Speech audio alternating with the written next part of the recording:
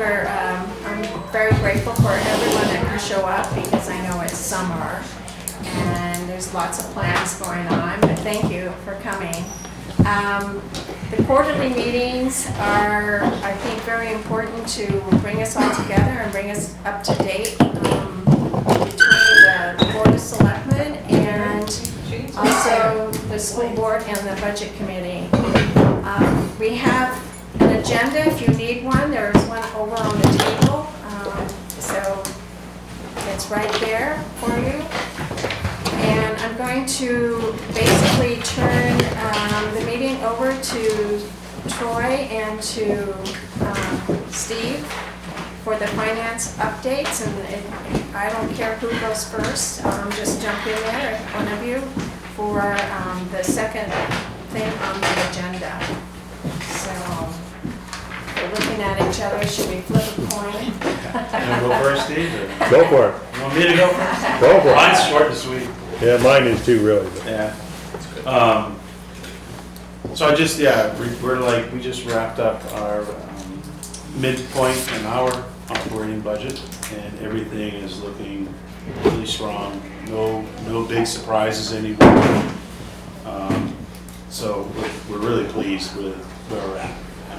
That's as far as expenses and revenues. Right now, Monday night, you'll see the auditors are going to be on the agenda. So they'll be coming in and giving a report to the select board.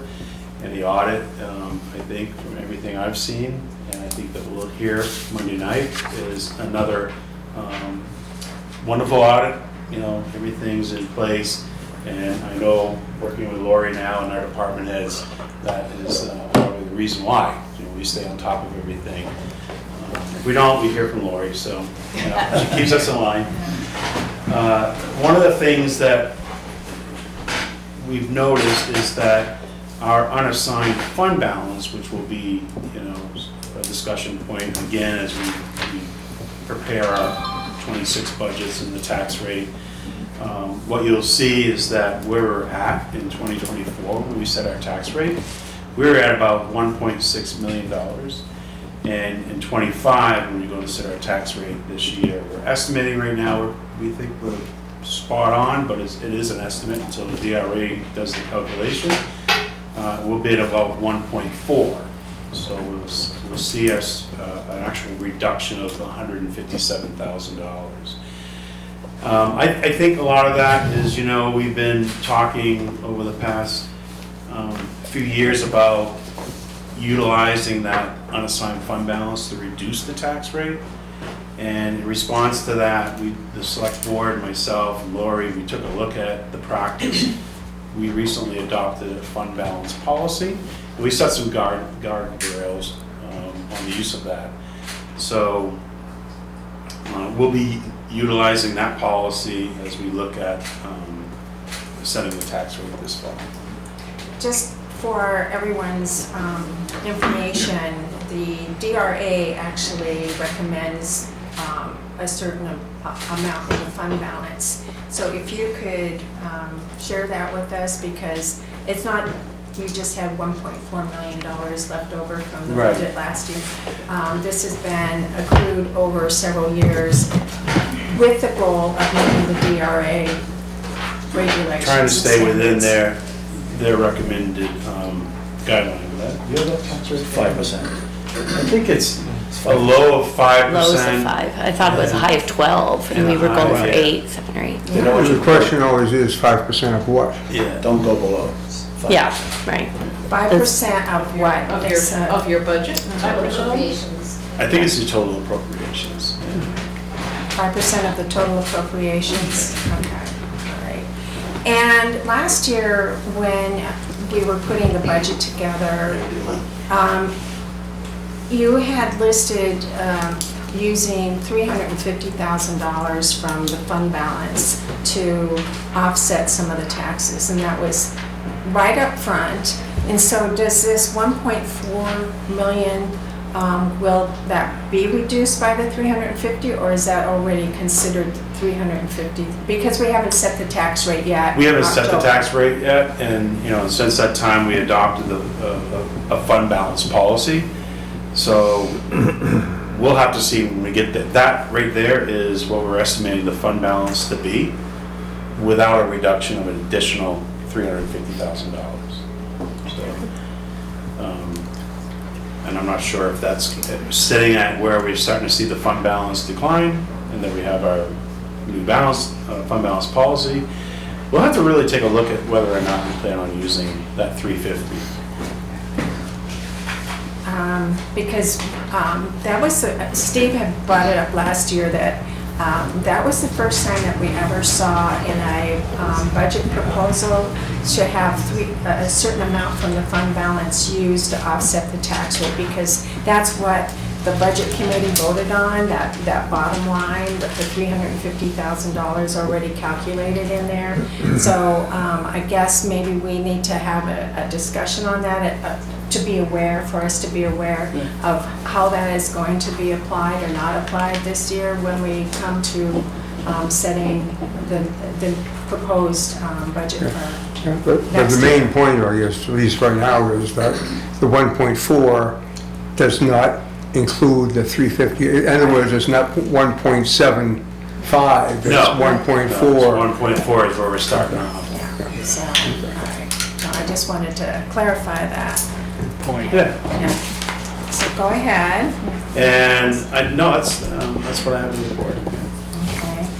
Is Sorry the- for the silly question. If it went from the 1.6 to 1.4, the drop of the unexpected fund balance of 157, I think you had said? That's right. Where did that, Yeah, I wouldn't be able to really identify it, but what you need to understand is your fund balance is made up of unexpended or over-collected revenues.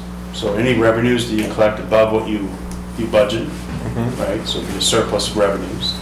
Unexpended funds, so when you budget for your budget, we don't spend all that money, that's surplus. or exactly? And then we have to set an overlay to cover abatements. And if we don't abate in the same dollar amount that we budgeted for, that would become a surplus. So typically, it's those three areas that will grow your fund balance or reduce it. In addition to that, it's going to be the warrant articles that we have that expend money from the undesignated fund balance. So when we have those warrant articles, like the purchase of the town office for $700,000, and we use the unassigned fund balance to do that, that would reduce your unassigned fund balance. So any of the warrant articles that, capital reserve funds or any expenditures, that's going to reduce it. Any surplus in revenues is going to be a credit, and any unexpended surplus funds from the budget will be a credit. So it's those moving parts. It's an interesting discussion, but your unassigned fund balance is a snapshot in time of December 31st. Right. Yeah. So did you want to go continue on with the revenue updates too, or? No, our revenues are strong. I mean, I know there was on the agenda the flow into your, you got your federal and state grants, revaluation, EMS. Want me to go through all those?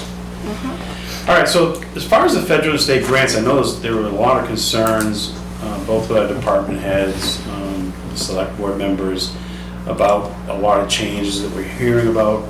As of right now, we don't have any substantial changes that we're aware of any funding sources, either from the state or federal government.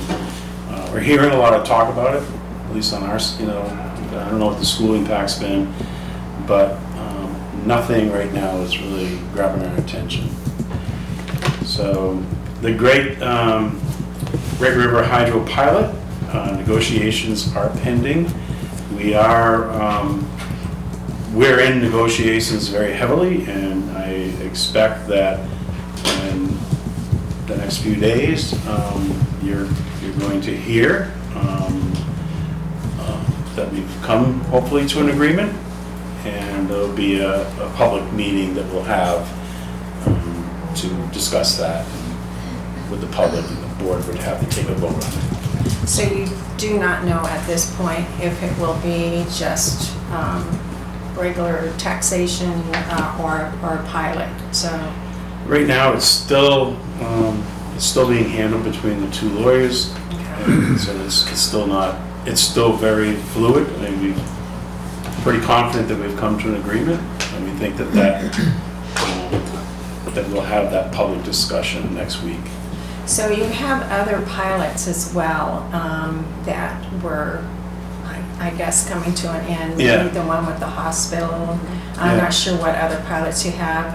Has that been? Those, they're not been resolved yet. We're going to be working on those. Right now, we're literally looking at the Great River Hydro and then moving on to the others. And that will be, all of those will be resolved by October when we set the tax rate? Yeah, I hope so. Fingers crossed? Yeah. Okay.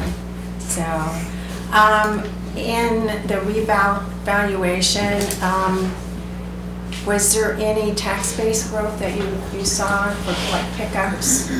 Well, right now, as you know, many of you all received letters, so we know what the preliminary values were, but this is only from our residential, small, commercial tax base that KRT handles. We have another company that does the more higher-end complex commercial property, and we don't have any of that data yet. So looking at just the residential single-family properties, we went from 346 million to 676 million, which is about a $330 million increase, or 95%. We had overall, again, this is only what KRT is responsible for at this point in time. Overall, vacant land, residential properties, multifamily homes, some of the light commercial, from what the preliminary numbers are, we went from 678 million to 1.1 billion. So, no, I mean, it's so early, you're really not going to know Hard numbers, yeah. where we're going to end up until we set that tax rate this fall. But the good news is that you'll definitely have your values throughout all of your different categories as close to market as possible. Did I hear you Then say? at least you can start to manage that and try to, maintain a decent equitable, rating. Did I hear you say 95% valuation? Or equalization ratio? An increase. No, percent of increase. Percent. I would know what we So won't know what it's the almost equal. doubled. Very It Yeah. almost doubled. Yeah. The residential, Yeah. the single family residential property. Do you know how much of that is new properties? No, we haven't, I don't have the figures right now for new property that was actually constructed or any improvements. But we'll have that in addition to the new valuations. So that is very important to know because I remember, setting the goals for budgets on both sides of the school and the town.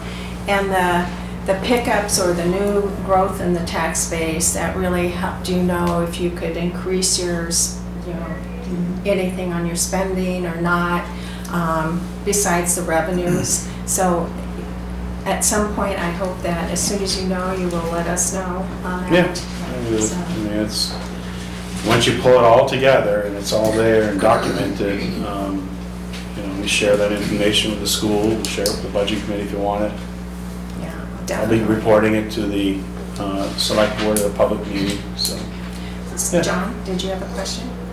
I thought that the previous tax base was 780-ish million for the town, and the numbers the previous was, if it was from 330 million for residential and 600 million for light industrial and multifamily and land, then either, I'm not remembering correctly, which is Yeah. probably the case, or that math isn't mathing. Well, I'm just Or going there's the off, bigger commercial stuff you said you haven't got yet. right, the San Souci, that's your utilities and your big box stores like Home Depot. I'm saying, Walmart. So the preliminary numbers that I received from KRT, who does primarily the residential properties and some of the businesses here on Main Street, went from 678 million to 1.1 billion. And that's excluding all your utilities, all your big box stores. so Yeah, the that number total will of come. what KRT assessed Yeah. went from 678 million to 1.1 billion. Okay. And that included residential, multifamily, small industrial, Vacant land. land, yeah. Okay. Yeah. That, I thought you were putting, I thought it was Yeah. two categories, and I was saying that, No. that I don't remember it being 900 million before, so thank you. On the, any more questions in that category, Stu? Just for reference, so what is the dam's valuation right now? The figure that we had from San Souci, and then also I think you had a second opinion that came in very close to the same. I think we're at, right now, about 2.4 million, was that? 248 248 million. million, yeah. 248, which then we adjusted based on the state's equalization percentage. So when we did our tax rate in '24, it was adjusted. Right, but 248 was San Souci's, Yeah, and I think your second opinion came in rather close to that also. They were like 10 million separate, I think, or 5 to 10. A little below it. It wasn't. Actually They're very below? close. Yeah. Yeah, it was lower, Slightly below. slightly. Yeah. Slightly, when you're talking big numbers. Well, right, Well, yes, within millions, but I mean, 5%, it wasn't, They were yeah. within 5% of each Yeah. other, Yeah, but that's still that's 5% right, represents $10 million. Yeah, that's right, and you could still buy a lot with They it. were close, though. At that figure. Which basically then, for tax purposes, we discounted it 50% based on the state's letter, which then the subsequent year state's letter was actually 60%, correct? that's correct. Right, although at least what we were seeing for numbers on the first two categories, it appears that the 50% was closer than the 60. Yeah, I mean, it's been tough, really putting a value on the hydro facility, and how that will play into the future of your tax valuation, I think we'll be discussing next week. Well, obviously, we're not the only ones that need to figure that out. And I would prefer it and require a court battle to do it, but I mean, somewhere along the way, something needs to be established as a viable, like John Goodrich had said, you need to have something that's, Defensible. that's functional and defensible, so. So, any other questions? On the EMS, the medical reimbursement, there have been some changes with Medicaid on what the towns should receive or the EMS service should receive. Can you update us on Yeah, that? I mean, Chief Miller wasn't able to be here this evening, but he did talk to me about this issue today, and it's really good news for the EMS department, because basically what this law has done, for whatever reason, the law was written that when we provided an EMS service, the insurance company would send a check directly to the patient or the person receiving the service. And they didn't always. Good luck with that. They didn't always pay the bill. And some of them, Years. I know. for whatever reason, actually thought it was just their money. I don't know why, but, so the law was changed to, the insurance companies will reimburse the provider directly. Yeah. We don't know what the impact's gonna be, but, the chief believes he lost at least $80,000 in revenue. So, and then there's going to be some changes with how, when Medicaid or Medicare is involved, and the percentage that will be reimburse the town. I think in the union leader last week, it said it should increase 3.5 times what we receive now. Right. Really? Yeah. Yeah, Chief, is it okay if I speak now? Chief Yes. Miller sent out, he does a monthly In his report. newsletter. In his newsletter, I don't know who gets it, but I got it today, and it discussed this exact thing, and it's gonna increase, I think he gave the figure $500 potentially for each one, each visit. Between 350 Yeah, and 500, I think and so. also now Lift Assist might be able to be They'll be able billable. to charge that as well. And so it's going to be a substantial increase. He also, they're looking into whether or not they can do balance billing, and there's other things. So it's going to be substantial, I It's think. gonna be helpful. Yes, very. Helpful. Whether or not, what that number is exactly, I don't know, but he gave some ideas and it looked pretty positive to me when I Yeah. read it, so. He's excited about it, and the lift assist is becoming an issue in our town. We have a lot of facilities, so that will become billable. Medicare rates will increase like 325%, Yeah. so we could get like up to like $750 per transport, so it's And the gonna be direct pay is good revenue. substantial, I mean, because that it's- 80,000 won't be lost if it comes straight to the, yeah, it's gonna be, into their own personal accounts. yeah, it happens, happens. All right, well, any further questions from Troy, from the town manager? Okay, Steve, do you want to update us on? Ours, right, it was pretty short and sweet. So for the past fiscal year 25, net balance to reduce taxes is $588,523, and the board has approved, voted to do that, which is a big number, but it's not as big as last year. Last year, we returned $783,028. So you're looking at around $200,000 difference, less return. Several factors, and we'll see what final revenue comes in. Some things that will affect that at the end of the day. We did similar, kind of was looking back, we did similar work in terms of year-end projects. Oftentimes at the year-end, we kind of see where we are, and we work with a facilities committee and other committees and look at things that we may want to use a little bit of the money that we have left, but keeping in mind that we do have had a pretty healthy return. And of course, most of you know how the math works there. You gotta kind of slowly back away from that if you want to eventually get to where it's not a huge budget influence. But as of now, we're close. We're close to a year ago. We'll see how everything shakes out after revenue. So the 578,000 is the potential what would be returned to offset taxes. 588, 523, yes. Okay. And that's not potential. Yeah. That's. But you were also able to retain 5% of, and We so were. how much was that, how much did that? It's up to 5%. We retained 579,343. So altogether, at the end of the fiscal year, you had a little over $1 million. 1.388 million. And I think it's of interest, a lot of people say, oh, geez, how did that happen? And I kind of know how those things happen, but Right. there's a lot of people who don't know how that happens.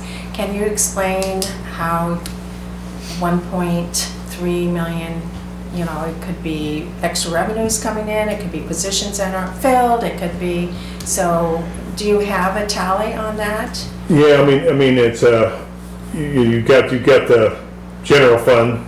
We didn't spend, and that wasn't much, 64,000.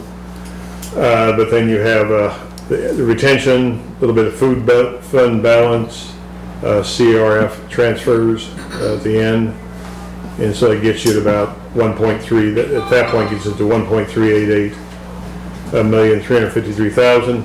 Then you come back in, because retention goes into that figure, then we pull retention back out for the new year of 579,343, and the food fund balance of 70,487, and then a deposit of elementary buildings and grounds capital reserve fund in 150,000. So that's where we end up with 588,523. So it's a little bit of, some of it's kind of offsets.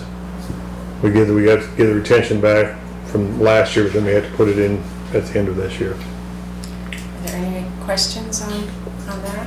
Anybody? I have a question. Yeah. I understand with the schools, the school is very, very different than municipality Yeah. government, the way we have to return funds to the taxpayer. Is there no way that the school can take part of that 588 and earmark it for the new school? Not without a warrant article. Oh, Okay. And are you going to bring forth a warrant article? So It's a great next year- question. I'm still thinking about I it. mean, Yeah. everybody knows I am in support of the new school. Yep.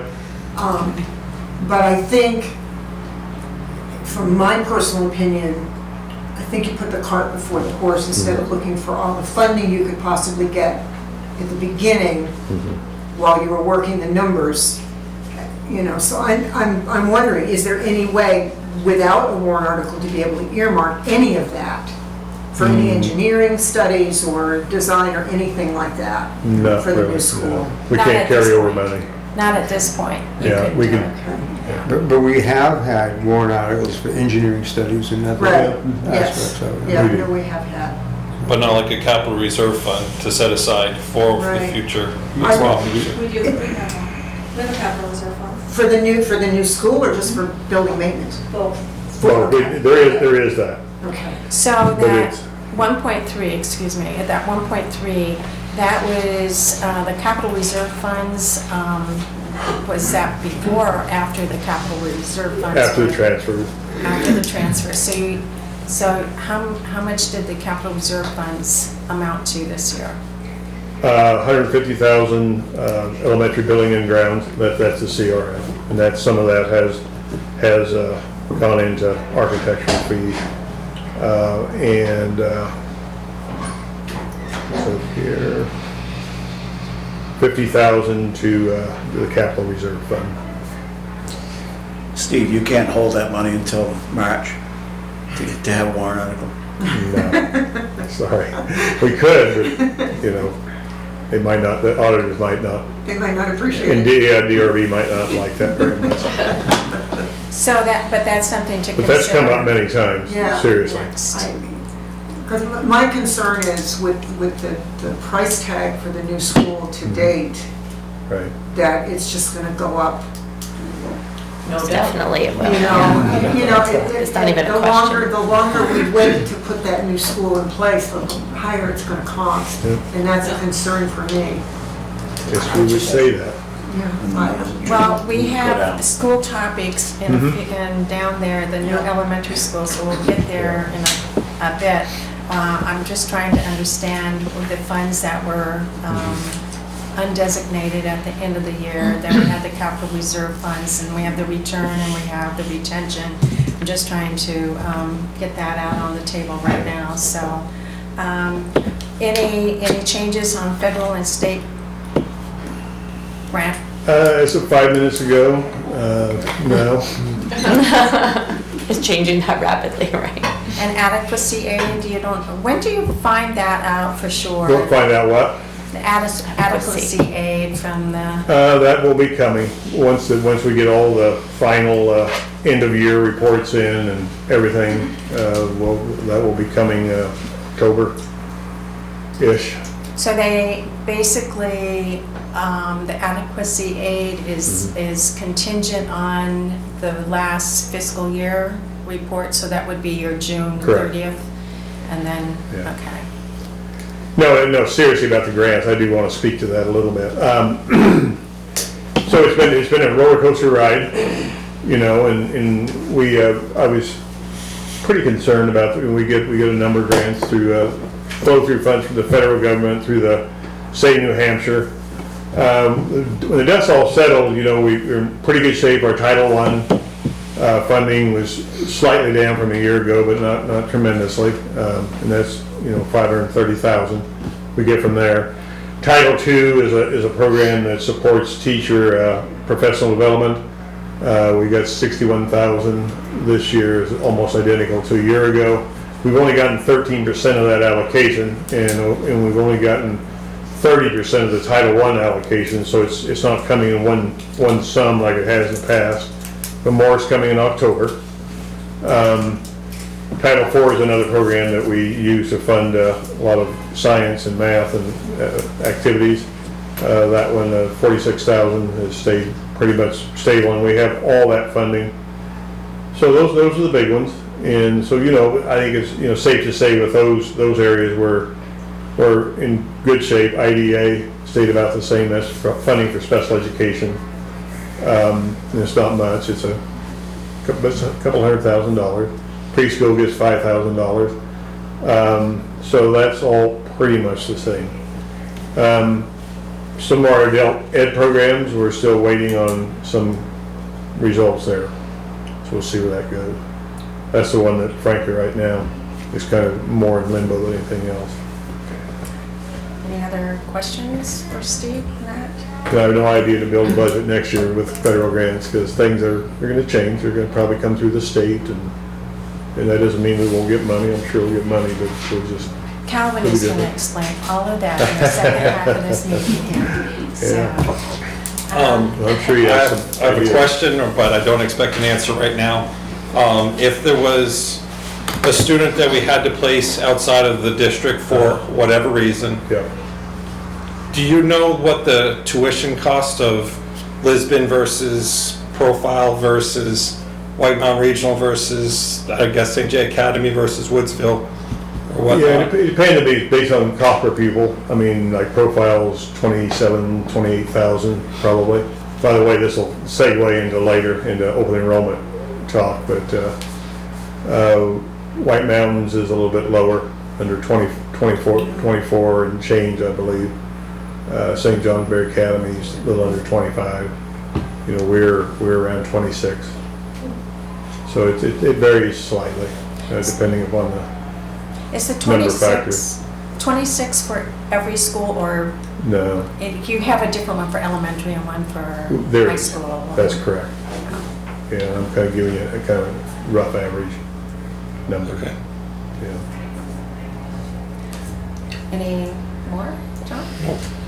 Good. Any more on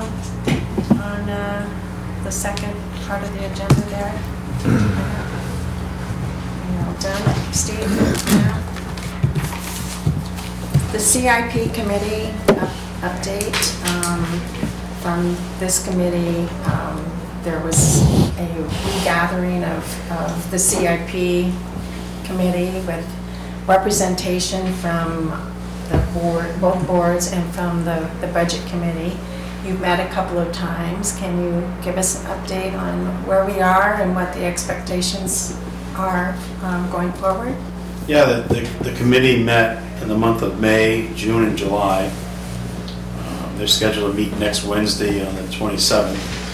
At that meeting, they expect to have all of the forms that they've requested the various departments to complete and submit so that they can review all the requests, rate them, and they will bring a final, I guess, recommended plan to the planning board in September. That'll probably be the second meeting in September. The planning board meets twice a month. So there'll be a presentation to the planning board, and the planning board officially is the adopting board. They challenged with, through state law, adopting and maintaining a CIP. And then the plan is that the timing would be perfect to bring that plan to the budget committee in October, to your next quarterly meeting, I guess. If that's when that one is, but they want to come in October. Yeah, we have a quarterly We have one meeting in in October, and so that would be a good time Yeah. for everyone to hear the information and ask questions. So is there anything from your side, Steve? We did the CIP. We got to do a little more work. We did the first installment was with just general repairs, especially the Lakeway, keep things going. But we will put something in that will reflect the cost of the new school as well. I know we're going to talk about Lakeway here in a moment, but that's the main change we need to make there. So the minimum guardrail or whatever, 75? 75. 75,000, yeah. right? So nothing below that Right. is included in the Right, CIP. so you'll see those, any item that's $75,000 or less, you'll see in the operating budgets. Yeah. And that made it, we'll find out because we haven't started doing the rating, that's where it's gonna be difficult, but, by eliminating a $52,000 pickup truck, and let the select board, town manager, and department heads figure that one out. Yeah. It really empowers the CIP to look at the issues that are a larger expense, have a longer life expectancy. They'll be looking at, I forget the criteria, but whether it's an emergency type need, life-threatening, it's a want. So there's going to be a couple different criteria that they'll be using through the scoring. Well, we have so many big projects coming down the road, and as a budget committee member, it would be nice to kind of have things jiving with each other and instead of having emergencies all the time, and it would just be helpful. And so I'm hoping that the CIP plan kind of takes that in and guides us as well over a 5-year, 10-year duration. Right. Because, we have the wastewater treatment plant, we have a school, we have a lot of different things on our plate. Plus, there's always something else, right? So anyhow, that's it. Any questions on John? Wouldn't the fact that it's a one-time purchase versus an ongoing purchase, an ongoing cost, play into that as well? Or is it just the $75,000 floor? Well, the criteria is that it's a value of $75,000 or greater and has a life expectancy of 5 years or more. That's the criteria that we sent out to the department heads to say, what do you have? So most of these things are one-time purchases. There'll be equipment like a ladder truck, there'll be Right. a front-end loader. There's gonna be a lot of, it's all gonna be one-time purchase things. Okay, so. Right, is that your question? That is what I'm getting Yeah. at. As opposed to long-term. Something you're leasing every year. Oh, yeah. Leasing every year, or so also pulling some of those one-time costs out of the budgets and having the operating budget be truly operating budget, and then a purchase of equipment or signage or whatever be. So what will happen is the CIP plan will say, to purchase a new grader for $130,000 in 2026. Right. And we haven't really got into it yet, but I'm hoping that we have a discussion about how we're going to finance that. So that's in the CIP plan. People should plan on it, purchasing, or at least get an authorization to purchase it in 2026. And then the plan should say, we're going to lease purchase this thing over a period of 8 years. So that, if it gets approved, that annual lease purchase price will be in the operating budget. Makes sense. Yeah. But at least you'll be able to see, the grader's coming, the front end loader's coming, the ladder truck. Why is the ladder truck not first and the grader's first? Yep. That's going to be the task of the CIP committee. Fair. Okay. Thank you. Alice? Steve, the school topics, the open enrollment that you were referring to. Right. That's something that's new, right? Yeah, and I know, and Calvin, I know, can speak to this as well, probably in more detail and clarity than I can. I'll kind of give you the big, from my perspective, kind of the big picture view. So this year legislative session, there was a couple of bills. Bill started, in the House as well as the Senate. And basically the concept of open enrollment is that a parent could send their student to any New Hampshire school they chose. They weren't bound by the resident district or the resident city, town. And then the way that would be funded, is that the resident district would pay tuition to the receiving district based on their cost per pupil. They pay 80% of their cost per pupil as tuition for students that chose to attend in an out-of-district or out-of-town school, as it were. That's the basics of it. It made that measure made it all the way to conference committee at the very end of the session, and was died at that point. But it made it quite a ways through the legislature. Definitely got people's attention. And I think I know that for people trying to figure out budgets and how to estimate revenue and expenses and so on, had that passed in this session, it would have been really tight because it would have taken force pretty much immediately. So I don't know. I'll defer to Calvin to speak to more of the kind of the status of it if he could, but I think it's not going away for a variety of reasons. I'm not gonna speak for Calvin either, but I'm gonna say this. I'm looking at for instance, the policies that we just adopted based on legislative work, and I'm guessing the legislature is tired of hearing about bullying. They're tired of hearing about cell phones. they're tired of hearing about sometimes the schools aren't as responsive to parents as they should be. So there's. I'm not criticizing the legislation. That's my interpretation, and maybe I'm wrong about that, but I think those are serious issues, by the way. And so those are the things that we've been working with through policies, and that's the things we're going to be working with in our schools to improve upon. But I'll defer. Should I speak down on that? Yeah, sure. So open enrollment is one of the ideas, and there's been a lot of ideas in the legislature around education policy and on education funding. One of the new things the legislature, the House has done is we've created separate committees to where now there is an education policy committee and now there's an education funding committee. And one of the reasons for that split is they can focus more on those respective areas, but also because the amount of bills that have been filed, it seems like every session it's more and more bills on education policy. So this is definitely a hot topic. I think the general, philosophy, at least for the current legislature and with the current administration, is a continuation of some of the reforms that we've seen. Under the, former Governor Sununu.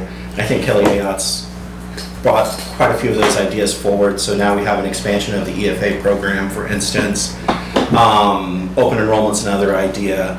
Really the idea is if you look at what has happened, zoom out statewide, what has happened with education funding and education policy over the last couple of decades, test results have basically been stagnant. If you look at what kind of educational achievement, has been happening. But if you look at what the costs have been, even adjusted for inflation, we're paying more per pupil than we've ever had before, but we're not getting really any additional results for that. So this idea is, let's look and see, is there something about education funding or about education policy to where the taxpayers, paying more than ever before, but not really getting the same kind of results. So I expect that, and actually I know for a fact, one of the things I was going to mention is starting September 15th, the filing period for new House bills is going to be open.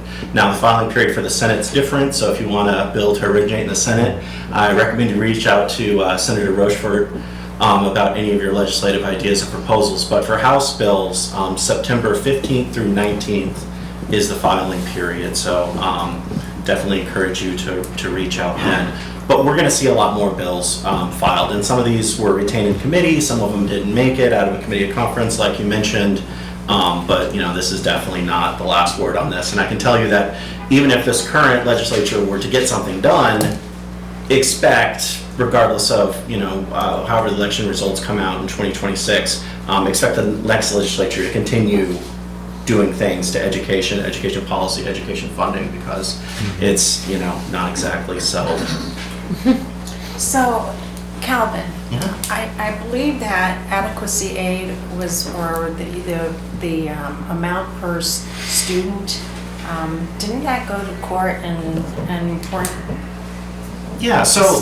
wasn't the government directed that we need to receive more per Well, it student? depends on what you mean by the government, because New Hampshire Supreme Court's also part of the government, so the Right. government's telling the government to do something. Now, we have something called separation of powers, so one of the roles of the legislature is to control the budget, is to control the spending. So you can have a Supreme Court decision that says, well, we think the formula should be this, but what the exact formula should be ultimately is a political question, is ultimately, I think, something that's rightly in the hands of the legislature.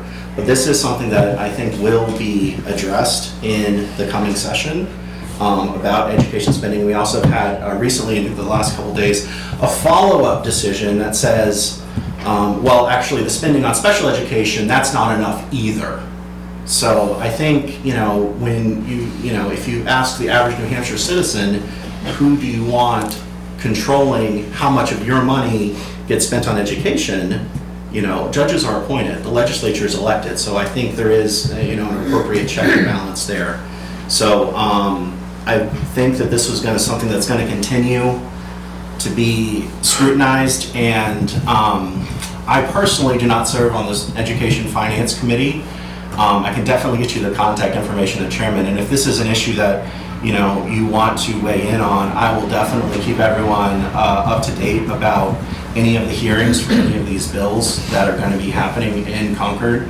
The legislative office building is currently being renovated, so there's actually a new building where they're going to be having hearings and stuff, but I'd be more than happy to keep everybody up to date on these things. But it's still in a state of flux, and one of the things is, the budget that was just passed, and I don't know if anybody saw the news, but the budget barely passed out of the House. It passed out of the House by 1 vote, and I voted for it. So if you're not happy with the state budget, at least you know who to blame.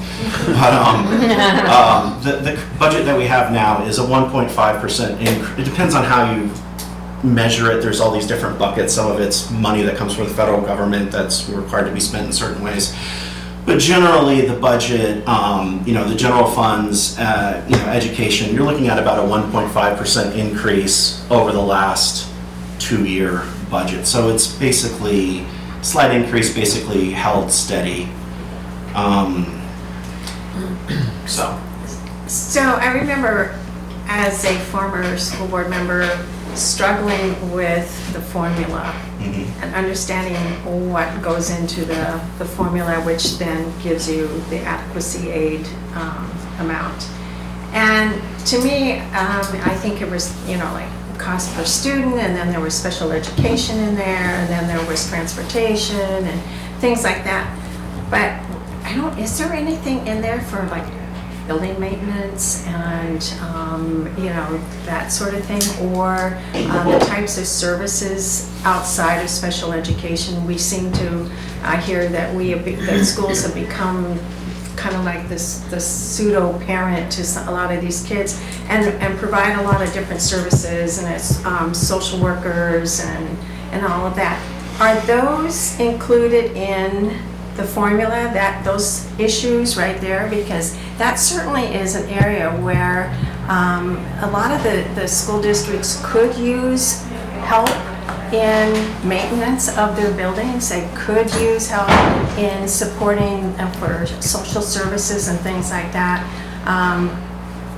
I don't know. I mean, I think that I haven't looked at the formula in a long time. Maybe I should review it, and maybe we should come and ask you more about it, or someone else, Dave Rochefort as well, because that formula is very, very important in what it pays. Yeah, so I can get you the breakdown of the formula. I definitely don't have it memorized, but I can definitely get you a breakdown of the education funding formula.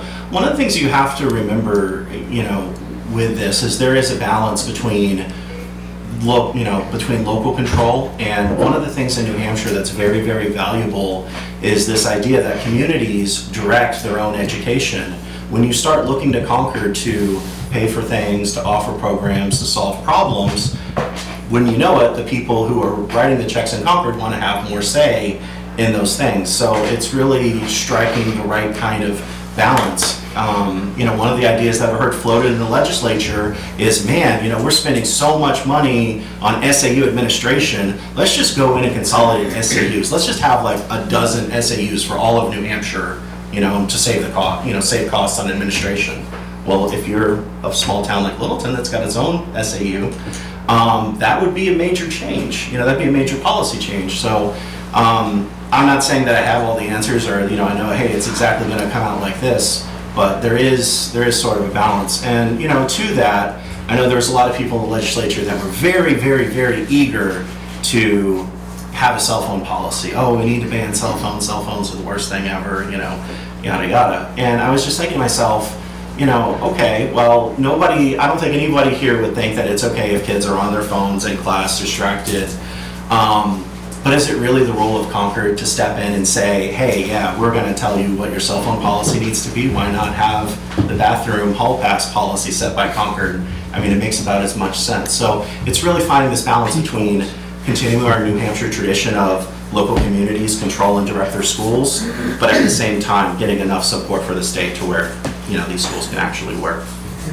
Well, I was going back to what you had said about we're paying more for education and not moving the dime basically on maybe test scores and what the students are learning. Well, part of it is we provide a lot more services to our students than we once did. So, that is like a red flag to me about, what's the balance there? I have no idea. That's a good question. That's a good question. And I can tell you that, so for instance, one of the few bills that Governor Ayotte did veto was there was a bill to where if a town offers half-day kindergarten, that the town would not be required to provide transportation.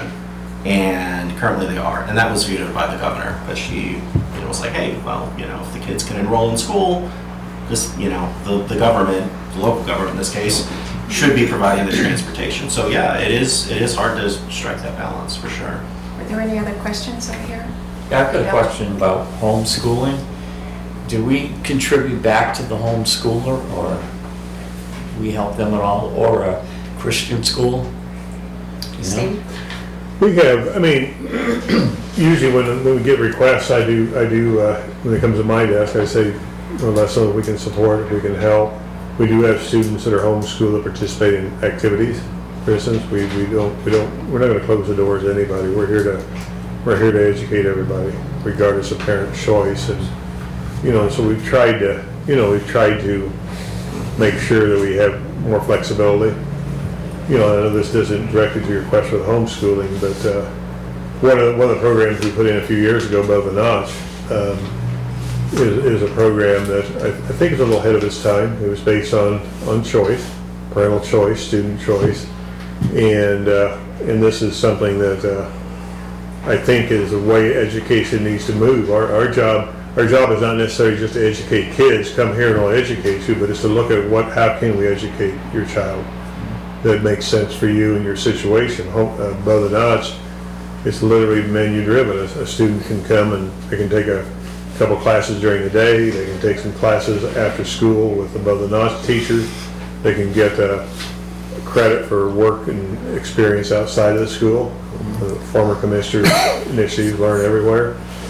So yeah, we are trying to get pretty creative and to try to reach out. So do all students. you adjust your budget, like if 10 students were homeschooled, do you adjust your expenses or not at that? Well, some expenses we can, and everyone knows, some expenses are fixed.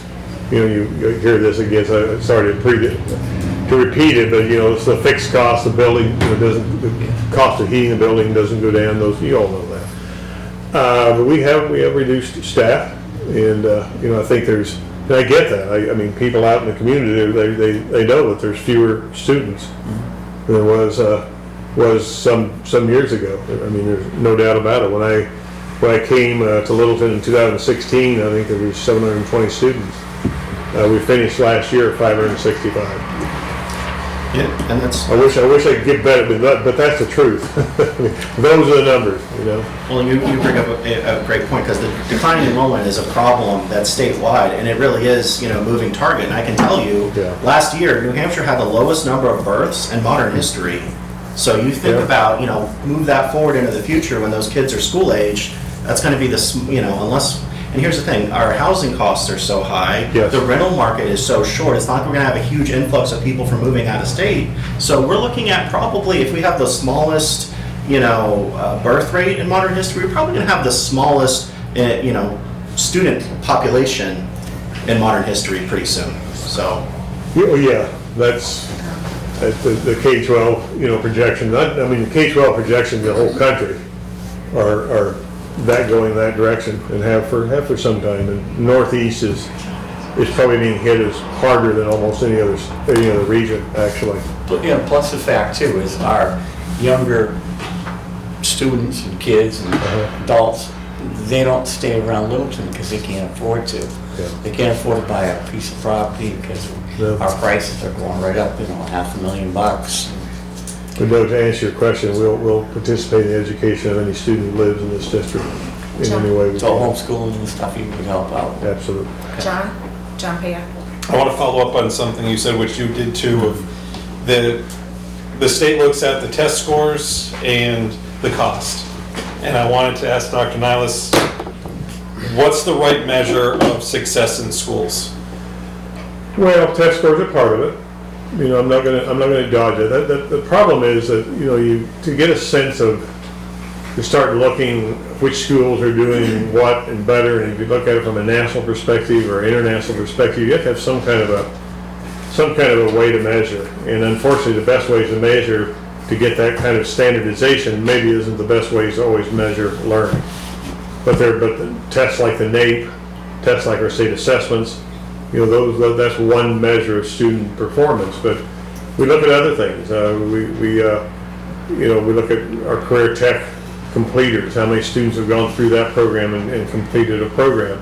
And then many times students in those programs take industry standards tests, and we want to see how well those students are performing in terms of passing those industry standards tests. Those pieces are critical. What variety of courses are students able to take? Are they able to take some AP courses? Are they able to take a strong college-bound curriculum? So there's a number of ways, but we don't do a great job of painting a whole picture. And I think most people I've talked to many people say, yeah, we know you do a great job because my child did X, Y, Z, or they did X, Y, Z, but then they look at the overall test scores and they're not the greatest. I'm not going to say they are. We need to get a whole lot better. But we've got to get a little bit better too on how we look at success in a multidisciplinary approach, multidimensional. I agree that the test scores is one snapshot. That's why I'm asking you specifically on what do you think the right measure is? Wasn't expecting you to say test scores is the answer. Yeah, but they're part as of it. the leader of the district. Yep, they're part of it. I like to look at where kids are by the time they graduate, how prepared are they for college or career. How many of them are going into various areas, whether it's four-year college or whether they're going to a tech school or whether they're going straight into the workforce. Those are the numbers that we don't do a very good job of, frankly, presenting, and we should actually. Where are they 5 years later? Yeah, where are they 5 years later? We try, but I know we've done some exit surveys in the past. It used to be required, it's not anymore. Education business is not very good at determining how our consumers are doing down the road. So I'm going to move us along to the elementary school, and then we're going to have Taylor Caswell present, and he has a commitment later on. So if we can move to the elementary school and the building aid and any information that you have for us on that. I'm going to defer to Erica. The board? The board decided recently to move forward with the intent of the Lakeway warrant article in March. However, that's a long ways from now, so we may decide, depending on economic considerations and what's happening, to postpone that. We'll know more in January and February. We are continuing to do our due diligence. We heard that people wanted us to apply for state aid for building aid. We have done that. We submitted our application on time. They've come, they've toured the building, they've asked questions, we've answered those questions. And so now we're just waiting to see if we make the list and where we are on that list. So you don't know yet whether or not you've made the list? No. Okay, or where you are on the list, correct? Can I speak to that? Yeah. Sorry. So the previous list, the previous biennium where state aid was kind of frozen to take care of the people that were on the list had 17 schools on it. That list now has 4 schools on it. I did share that with the board. I think it made it in the paper. Because schools did it themselves, went a different direction, but they didn't wait for state aid any longer. The number one school that's on that is $100 and something million project. So that's going to take a minimum of a biennium of funding. However, when the DOE did tour, this legislature has eliminated building aid for schools for this current biennium.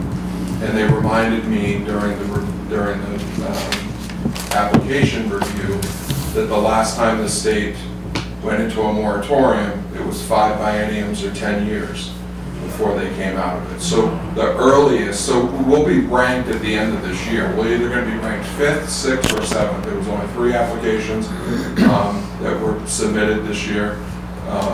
So we'll rank in one of those 3 spots. However, that list will remain frozen for at least 2 more years before, and that determines whether the next budget cycle in 2027, whether or not the legislature decides to add that funding back in. The $50 million that they put in was not adequate for the projects that were on the list. And I think a lot of schools said, and a lot of communities made in my opinion, the right decision to move forward instead of waiting, because it was going to cost more to wait. So out of those 18, and there's 4 left on the list, so out of the balance of that, how many did actually move forward and pass a bond? I don't know the answer to that. I mean, I can definitely research it, but. John? I'm curious how much we have put into engineering studies and plans for schools that have not come to fruition. And I understand that every time we go to have this discussion again, and then, well, it's a different property, so I have to start over. Or has there been any discussion about finding a place to put the school that the town or the school owns? So then that's decision 1, and then we can build on that and say, this is where we're going to put the school. So then let's do an engineering study, and then that engineering study will hold up for version 1 to version 2 or version 3 of the school, because it's the same property. We've done all that. Does that hold up? For the last 4 years, we've done that. And that site is free, the property was gifted to us, so we don't have to pay for the land because they were gifting us that property, so we've already paid for all the studies. So if the school doesn't pass this time, 10, 15 years from now, because we've been talking about a new school for, I'm gonna guess 40 years? Longer than that. So it would make sense that, I thought that there was a clock on that donated land. There is. So, 2030.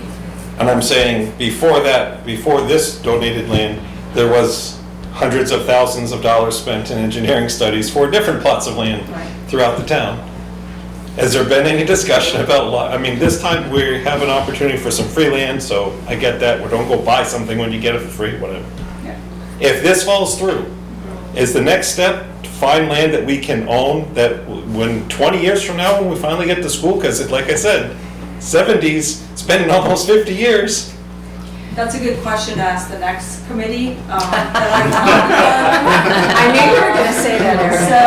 Yeah, I mean, there's been several committees over the years too, with all different Right. players, so that's a really good question, one that I can't answer, because again, I won't be on that committee going forward. But it's not a bad idea that, yes, if we're gonna invest on this and do it eventually, then it should be on land that we know we're gonna have, so we don't have to continue to spend the same money on the same studies on a different piece of land. I completely understand what you're saying. In the late 1990s, when we were looking at the, well, it was a Greenwood property, and then up on the hill, I can't remember. Eaton property. The Eaton property. Everyone was gung-ho, and there were about 1,200 students in the school system at that time. Seriously, 1,200. We had like 600 kids at Lakeway, and we had one principal, and then we went to an assistant principal. And just as we were all gung-ho on that, then the state came and said, and I was on the board at the time, you have received 2 letters from the state saying that you are not ADA compliant at the high school. If you do not address your ADA issues at the high school, you will not receive any adequacy aid. And at that time, I don't know, it was like $1.8 million, but in those dollars, that was a lot of money. So we flipped around and we looked the other way because we had to take care of that. And so the town did, they brought the high school up to snuff on ADA. They also did all of this different science labs and tech labs. They went above and beyond the ADA issues. And then we got going again, and you know, like, okay, let's wait a few years so that the town can recover a little bit. And we started again, and then the state comes along and says, well, we want to redo all of the career and technical centers. If you do not get on the list, and what we're going to do them in the order of when they were built. So Littleton's was one of the first 2 built. And so if you do not apply now, you will have to wait until the very end. Well, we had a gully washer coming in because of the garden roof that we had there. You could put these big pails in one area, and they would fill up, and they would have to take them out, and they'd fill up, and they were really worried about mold. And so guess what? We refocused, and we took care of the CTC, and we also took care of the 7th and 8th grade. So that, and then we had the moratorium. So here we are again. So I mean, it's just, for good reasons, the town couldn't address the elementary school, for good reasons. Unfortunately, here we are. Okay, sorry, go ahead, Mary. Oh, no, I was just gonna say, so actually, if the state were to say, we're gonna close it down, if you don't do something about that ASAP, we would have to do it, and we would do it. We'd have to do it. We'd have to do it. Any comments? So. But to Linda's point too, like, just to remind everybody, we're at a bare bones Yeah. building. It's nothing fancy, there's nothing, and it's for the current number of enrolled students that we have now. And now we're at 40 million. And when we proposed it last year, we were at like 38 and change. So yeah, to your point, it goes up every year. And we really can't apply for any other grants or funding until we actually have a plan that's been approved. So we're kind of like rock and a hard place at this point. If the warrant article does not get approved, you can't apply for any grant money or Correct. funding. Right, you have to have the warrant article approved. Right, right. And I think And that's a little bit of my concern, that maybe people don't understand that, because it was pretty close last year. I mean, we didn't get the 2/3, but it was close. we got over 50%. Yeah. I think consolidation's definitely coming with the declining birth rates, with the declining numbers. And so when that happens, whoever has the best school is gonna be where people go Exactly. to. Right. It should be us. Good point. I think one of the other concerns here too is that most towns want to keep their elementary students in town. Right. Oh, yeah. The other thing is we have the Career and Technical Center, in which you can't just up and move someplace else. So, yeah, we're kind of in a, we have some things to consider there. So Calvin is going to take all this and get us some money, right, Calvin? So, I I had asked Taylor to come and share his experiences and tell us a little bit about the Business and Economic Affairs Office. We have had various other elected officials, and my thing here for the quarterly meetings is for us to get to know our other officials, elected officials, and hopefully they can help us out on various things and take our concerns down to Concord or wherever, whatever office, and then bring some good news back. Now, Calvin, that's a big, tall order here for you, right? And we need some money here. So if I may move Article number 5, the Town of Littleton topics, to after Taylor's presentation, I would appreciate that. Is that okay, Troy? Yeah, that's fine. Okay. So welcome, Taylor. I appreciate you coming. We've tried to come. Yeah, come on up. Yeah. Sorry. Never ever here, so So, I mean, I don't have like a formal presentation. I just came, able to talk about a lot of different things. I think most relevant maybe to the prior discussion is that my name's Taylor Caswell. I'm LHS class of 87. My wife Susan Ide is class of 88. So, and we came back. We moved back up to Littleton probably about 4 years ago now. When I'm not up here doing things in Concord, I'm Commissioner for Department of Business and Economic Affairs. And I have another role. It's not as much of a role these days, but it was during COVID. I am currently the director of the Governor's Office for Emergency Relief and Recovery as well. So that was all of the CARES Act and ARPA funds that rolled into the state over the course of the COVID pandemic. I first came into office in 2017, and really that was where this department had its beginning. So what the department does is a whole host of different things. We primarily are the business engagement and business recruitment agency for the state. We have a large staff of people who that's their primary purpose, is to support the business community, support local economies, and we do that in a number of different ways. But the main focus for us has been in a couple of key areas over the last couple of years. One is workforce. Anyone who owns a business knows that it's been really hard to find people. And you're talking about the demographics related to schools. That also applies to parents and to the available workforce in the state. And there's a lot of things that influence that. There has been a pretty substantial focus on that because the companies that we have in the state currently have been doing quite well, if not for the fact that there has been that lack in workforce. COVID certainly impacted that, certainly changed the type of work and the type of the ways that businesses recruit their workforce. And so all of those things are really very much part of what we are constantly engaged in. The other thing that our department does is we do a lot of planning and zoning support for businesses through our Office of Planning Development. That was a new addition in 2022 when we set up the Department of Energy.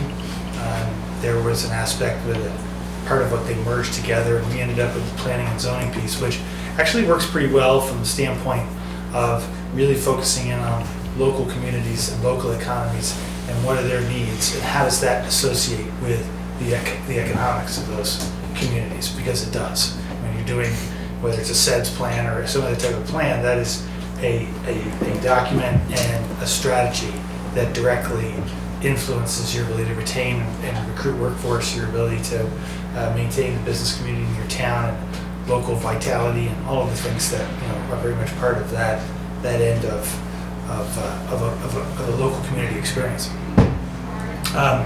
We also have the Division of Travel and Tourism Development. So we are the agency that promotes the state of New Hampshire on behalf of the hospitality and tourism industry in the state. Obviously, Littleton has a very heavy dependency on that part of the economy. What we have done with that over the last few years, because the legislature kind of merged together economic development and tourism, is to leverage those two things. So the easiest way to do it, I've often referred to it as a tourism to talent, tourism to talent type of campaign, where people who come here and have a really good experience from a tourism standpoint often will start to move to a thought of, well, this could be a good place for me to move or to raise a family. And so merging those pieces together, an example might be, we did a little thing with a couple of ski areas a few years ago, where on a busy Saturday morning or afternoon, at the lift line, they would put up a little sort of sign right where you get on the chair. It says the line starts here on Tuesday.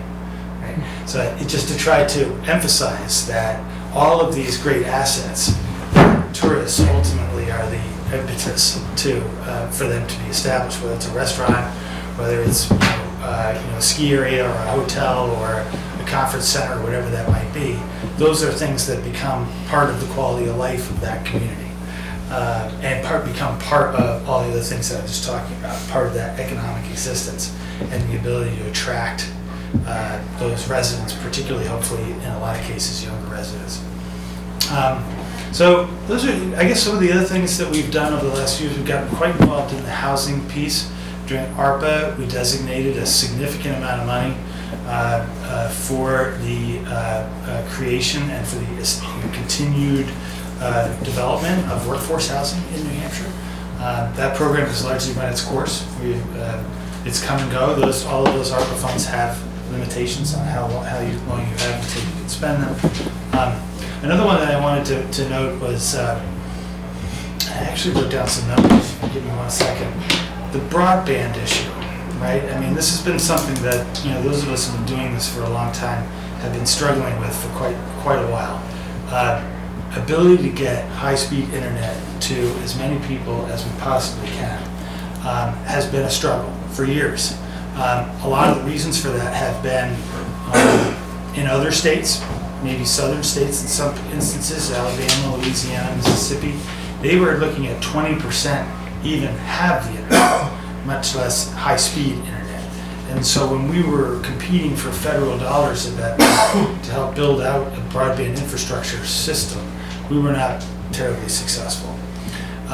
There was money that was included in some of the ARPA recovery funds for all states to be able to build out that broadband network. In New Hampshire, what we did was we basically took an amount of money, it was about $120 million, and we offered the majority of that through RFPs for companies that could build out the system the fastest for the lowest price to the most number of people. And we're in about year 3 of that program, and it has been highly successful. It's not something that's gotten a lot of attention, but I pulled down the Littleton numbers that we did that have already been completed. So in Littleton, according to the maps that we use, there are 3,718 locations that could be serviced by high-speed internet. Before we started this program, the number of people who had high speed, and there's a designation for that, was 1,756. And so after we've completed the work, which actually happened last summer, the total number of people in Littleton that now have access to high-speed internet is 3,713. So is this the Fidium build-out? Yeah. Oh, okay. I didn't know that was funded by, thank you. Yeah. So we've missed 5. And I asked where those were. They're kind of out by Moore Dam, I guess. Maybe we can fix that with pilot agreement somehow. But in any case, that's a pretty impressive number, and I wanted to share that with you because think about what that means, right?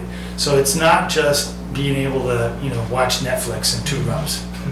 It's that everything is moving toward internet and digital base, whether it's commerce, whether it's interfacing with your healthcare provider, whether it's completing schoolwork, or a lot of people make their living off of the internet, and we have seen, as I noted, a significant change in the work environment, and since COVID, we have a lot of people that work remotely. An interesting thing that I can tell you is that a lot of those people who came here said, I'm going to work remotely and live in New Hampshire and take advantage of all those things. There's about a 2 to 3 year window where they get sick of sitting in their kitchen. And so they start to look at jobs locally. And that's worked very well for us in a lot of different communities. We've seen statistics that kind of play to that effect. We've heard from workforce employers who have been able to direct the attention of those individuals to local employment, which just sort of firms them even more importantly. And that has become an important piece because there are lots of other statistics about the changes post-COVID, and one of them is people aren't moving around as much as they used to. And so, there's not that transitory component to the workplace as there used to be. People are finding a location first, finding a community where they want to live, and they're planting themselves there and making it work. And that might mean moving jobs, but it might not mean moving your family or moving your individual. So once people, of course, so many people we all know that come to a community like Littleton and they get integrated into the town, there's a dedication to that, I think, probably more than we've seen in the past. So all of those things really need to become part of how you consider and how you think through, whether it's a statewide strategy or a local strategy, on how to retain and grow your workforce and your business community. So that's a lot, I'm sorry, but. No, that's really good. I mean, That's great. attracting workforce to me also means a school system. Yeah. And so, I kind of hope that your office is talking to the legislature on this too, because as transient as tourism is, they're in and out, and there's a lot of our community that works with the tourism, but you also want to be diversified, and you don't want everything to be just connected with tourism. Right. And so to me, that is why we really need to look at it as a whole picture here. So I'm very much for moving forward with a new school somehow, but it's workforce. You said workforce, and that's a key. Well, I can tell you that from my experience, there are very few investments that can be made other than one of the few investments the community can make in attracting workforce and younger families is in their school system. Mm-hmm. And so, if the things that you're just talking about, and the questions around Lakeway, where I went to elementary school, that needs to become part of this discussion, because having younger families come here, take advantage of living here, as so many of my parents and so many others have over the years, that's going to be the long-term growth strategy for this part of the state. And whether they're starting businesses or whether they're working at business here or whatever they're doing, taking advantage of that commitment to community that we're seeing across the state at this point in time, by demonstrating an investment in an education system is about as good as you can do. Any questions? Any comments? Anyone? John? Just like, amenities will draw someone to an area, but it's school and taxes that will make them choose Littleton versus Bethlehem. Yep. Because you can come to Littleton in 5 minutes and take advantage of all the tourists and stores and restaurants and all that stuff. And so, and it's not necessarily the buildings that the kids are in, it's the quality of the education their children are getting. And different people measure it differently, that's why I was asking that question earlier. So, But I do think you need to be able to attract teachers. And teachers, I think, do also that same sort of equation in their mind. Where do I want to teach? Do I want to teach in a really old school, or do I want to teach in a newer school? And I think it helps with the recruitment of the teachers in a lot of cases, bringing their own families.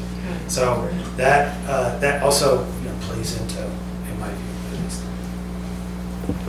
The other thing that has come up on the CIP is, and I'm probably going to have some enemies after I say this, maybe from her right here. So 1 year, I noticed I had asked for a pie chart from one of our former town managers. I said, okay, where do our tax revenues come from? Which part of the pie? And I think at that year, the utilities had taken a hit. But guess what? We were okay because our commercial and our industrial were doing super good and super great. And so it leveled it off. And so to keep our, we all know that the industrial park here in Littleton is just a gem. But we also have to, you know, kind of think about Main Street and also the tourists that come here, because that really lines the pockets of our Main Street people. One of the things that came up, and I think I had asked John Goodrich as a representative from the Budget Committee to bring it up at the CIP, was public restrooms and being able to have the tourist buses come in and have a place. Now, Linda and I have already discussed this, and we're on opposite ends of the spectrum here. But if you have any funding for that to help us out and know where to go, we really need to. I have to say, this is not a grant program that we offer. But it is important. But maybe we should. The tourists, It is, yeah. it is important. And to your point earlier too, I do think that is a worthwhile exercise to look at where your tax revenue is coming from. I have no question that the industrial park is, you know, right at the top of that list.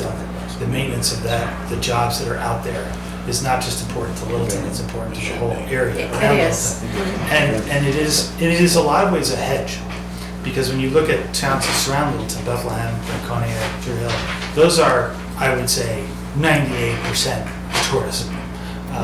Littleton, if you look at the history of the economy in Littleton and even like the demographics, it's pretty level over a long period of time. And I do think that's because there's a diversified economy here that you don't see in many North Country towns.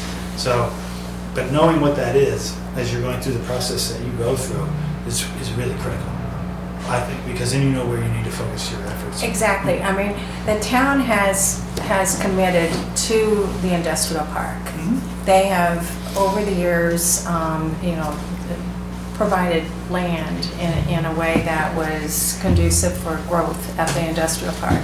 And so I'm just saying that we have to really keep our commercial and our industrial portion of our, we get so focused on the dam, but we also have to be focused on that as well, so. You don't want to lose what's going on out there. Right. And that industry, manufacturing, all those things, they're in a volatile place right now, you know, with the tariffs and everything else. And it's slowly working itself out in some ways. We hope that there's going to be some kind of a, you know, long-term solution to, I'm not sure there was a problem, but to the issue. And but in the meantime, yeah, I think those companies, we've got to watch what's going on with the industrial and support those companies. Any other questions or comments on that? Well, thank you, Taylor. Thank you. Appreciate it. Thank you for your service. Yes, thank you so much, yeah. Anytime. So, Troy, if you want to go to the town office purchase update? Yeah, real quick, we have, we're still in the process right now of finalizing our lease agreement. So we're not able to finalize the sale of the property until we have that lease agreement agreed to. Kind of hung up on a couple of areas in the lease agreement. At first, there seemed to be kind of a major issue. I think we're working through that now. So hopefully in the next few weeks, we'll have that finalized. And if everything continues, I think we'll be doing a closing in mid to late September to purchase the property. John? There was a projected, I think it was $40,000 a year from the lease of the lower Yeah, I think area. it was 3,500 35, oh, sorry. a month. Yeah. Okay, 35 a month. Yeah. Pretty close to Yeah. 40 a year. Is there, Is that one of the hangups, or is that? No, Projection? because the warrant article, that was authorized, we actually stated the lease amount, so that's not negotiable. Okay. But the building, it really was utilities and some discussion about property taxes, but the utilities being the biggest, because the utility bill for that building is $130,000 a year. So we're trying to figure out how, as soon as we purchase it, how we agree to pay for the electric bill, because it's all 1 meter, and then eventually, how we separate the building. So I think what we'll find is, hopefully we'll come to an agreement that there'll be some fixed amount that the town will contribute towards the electric bill, and then we'll have a time frame to get the electrical separated so that everyone's paying their fair share. But this, being a landlord, there's going to be some shared, costs with the generator, the heating system, some of the basic stuff. So it's just getting that right, because if we get it that wrong, I don't want to be paying $50,000, $75,000 a year for an electric bill. They're paying $3,500 a month. Mm-hmm. So that's the problem. Can't you figure that out, kilowatts? How many kilowatts they've been using the last year? Well, that's Right. part of the discussion, taking a look at, Kilowatt, yeah. their historical use. And, I mean, it's really getting ourselves through that period where we're trying to get funding and we complete the renovation. Because when you do the renovation, that's when you're gonna pay for the electrical services to really be disconnected and separated. Because whether Consolidated Communications is in that basement, it's a 5-year lease with 2 5-year renewals. But if they walk away, I still don't believe the town will have a use for that additional square footage in the basement. So I would expect that we'd still have a tenant that we would try to secure for that basement. So it's really important that we separate the utilities and have a standalone unit.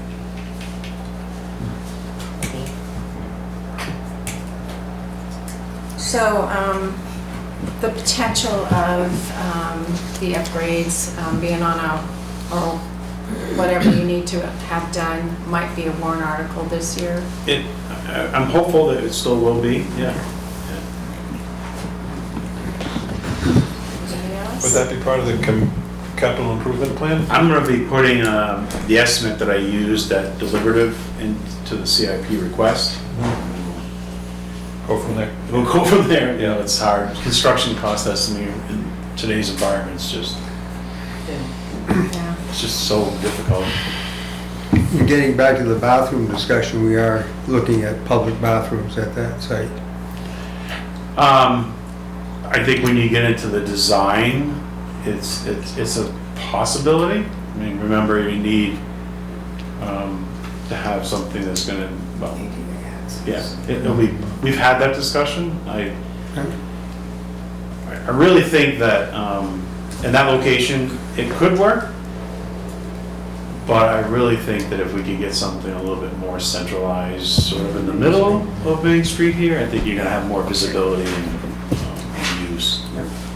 But, yeah, I mean, it's something that's gotta be looked at in the design. If we haven't been able to achieve something, I think it should be designed that way.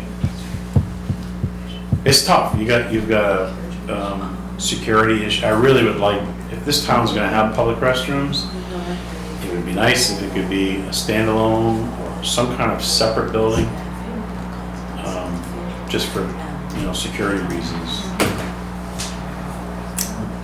Well, I think I need to do some more research on that, but I do believe that we almost lost the tour buses because of parking and because of the lack of public restrooms for those. And that, to me, that's an important issue because we want our merchants to do well. And we don't want any more empty storefronts, so It is an important issue, and I'm not saying that the town pick up the full bill or whatever. It might be, someone suggested that it might be a special designated business area that has a fee that's attached to it or something. But I just think we need to figure it out somehow, because we do want our merchants to do well. So that's the reason why I brought it up, but you know what? I always bring up things here. The discussion, I mean, obviously it came up last year just because we were considering buying that building, but prior to that, Roger initiated a discussion when we tore down the building behind, at the end of the parking lot, up behind Jack's Jr. on this end. Yeah. Because I think that building had sewage to it. Pipes with the, Yeah, that's right, and I don't know whatever, came of that. So you talk about Central, I mean, that would have had the potential, because it's a fairly good maneuvering area. Maybe Right. buses could have actually driven in there. You'd have to kind of analyze that, but I'm not sure what came of that deal. So, anything else on that? Any more questions?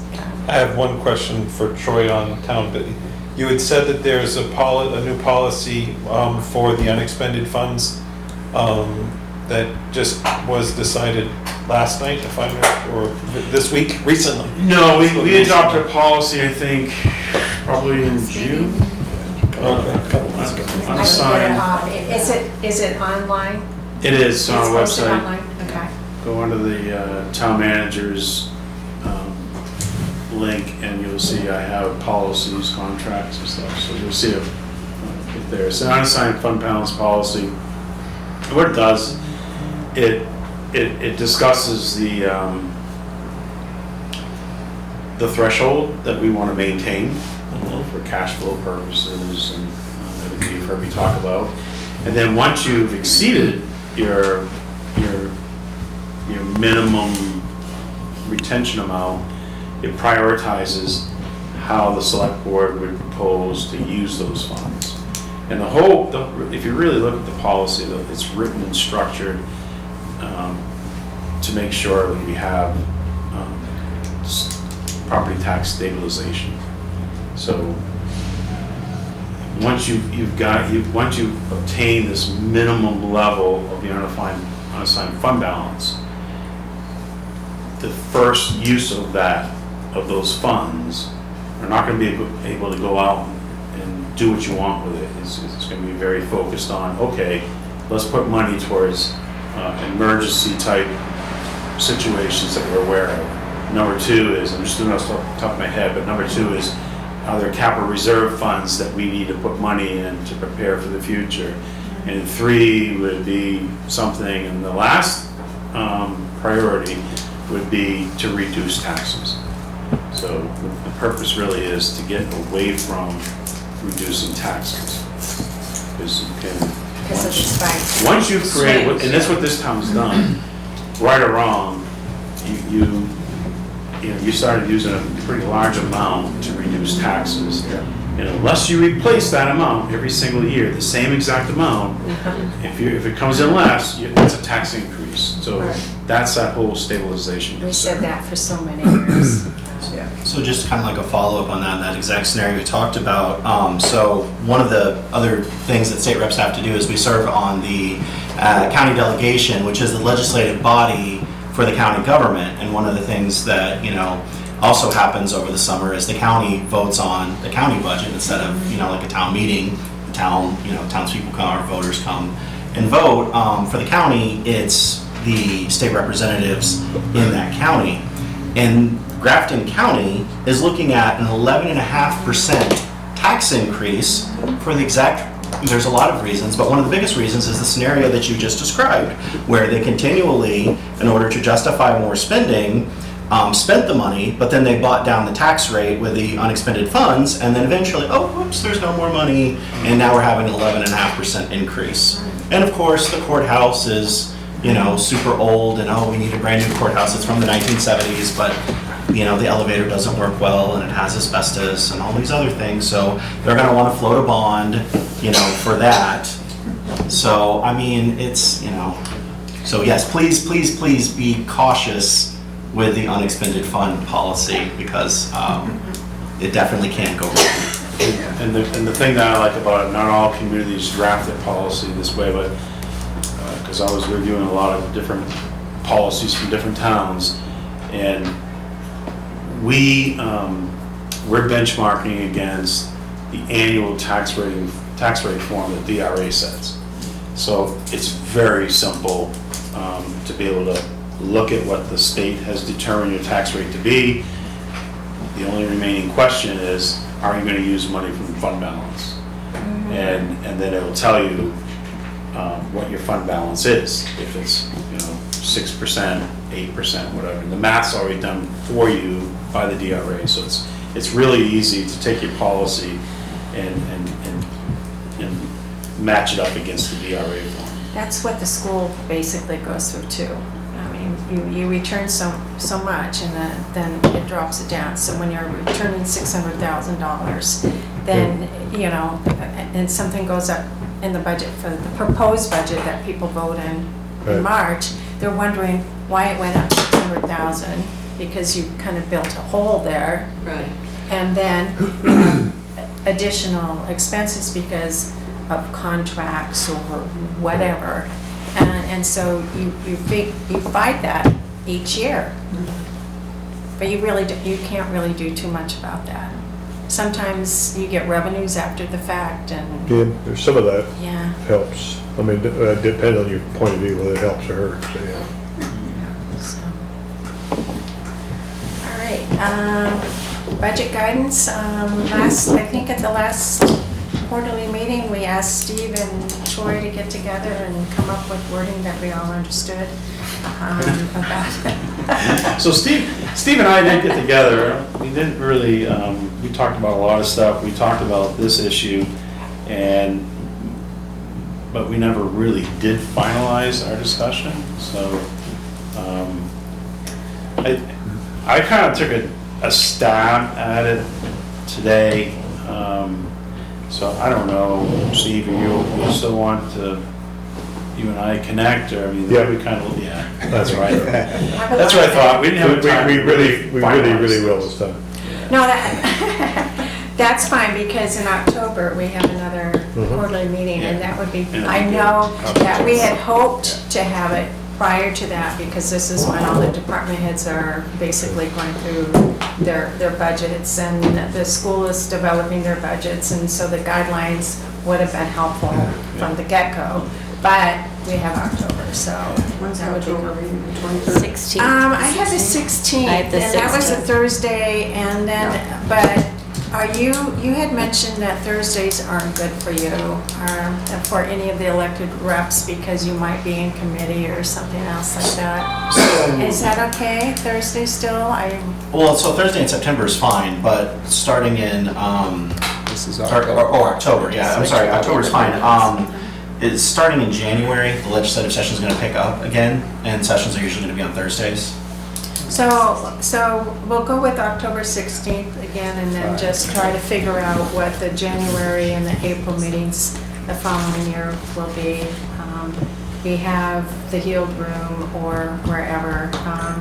So the other question is location, and I don't need an answer tonight, but the town and the school share the responsibility of minute taking, and we're also having Zach film this. If the school is going to film any of the meetings, or if Sheena is going to take the minutes, we may want to relocate to the school, or we may want Zach. I would like you two to kind of discuss this and see how. I think the consensus is that we want these meetings filmed, and we want the minutes recorded. Yeah. And so That's two and two, however it happens, just let me know. If you two could discuss that with each other, I would appreciate it. Steve? The 10/16 meeting, are we expecting that we'll be prepared to set the tax rate at that time? I'm not sure if we will be. Close though. When you'll be close, but during a reval year, typically find yourself that the rate setting is sort of later in the year. And when do you think we will have a total town reval number? It will be somewhere around the 1st of October. Sans Souci's numbers will be closer to that 1st of October. To the same, okay. Sans Souci, yeah, the one that's doing the commercial and the utilities. Yeah, okay. That'll at least be our first blush, if you would. His numbers will be solid. You know, they'll have, by the 1st, he'll have already sent letters out to all the utility companies and you know, so they will have their opportunity, much like homeowners, to say, hey, where did you come up with this? And so that process will have been completed.